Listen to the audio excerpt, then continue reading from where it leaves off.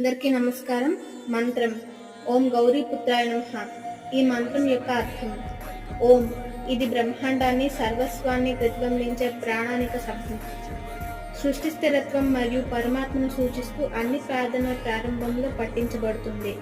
గౌరీ గౌరీ అనే దేవి పార్వతికి సంబంధించిన పేరు. ఆమె సౌందర్యం, పవిత్రత, శక్తి మరియు మృదుత్వాన్ని ప్రతీకగా చేస్తుంది. ఆమెను గౌరీగా పిలవడం ద్వారా ఆమెలోని సానుకూల శక్తిని గౌరవిస్తారు. పుత్రాయ అంటే పుత్రుడికి, నమః అంటే నమస్సులు. ఈ శ్లోకం యొక్క పూర్తి అర్థం ఓం గౌరీపుత్రాయ నమః అనే మంత్రం ఓం గౌరీ యొక్క పుత్రుడికి నమస్సులు అనే అర్థం. ఇది ప్రధానంగా వినాయకుని ఆశీర్వాదాన్ని సంపాదించేందుకు, ఆపదలు తొలగించేందుకు మరియు విజయం, విజ్ఞానం, శాంతి మరియు సౌభాగ్యాన్ని పొందేందుకు పఠించబడే పవిత్ర మంత్రం. ధన్యవాదాలు.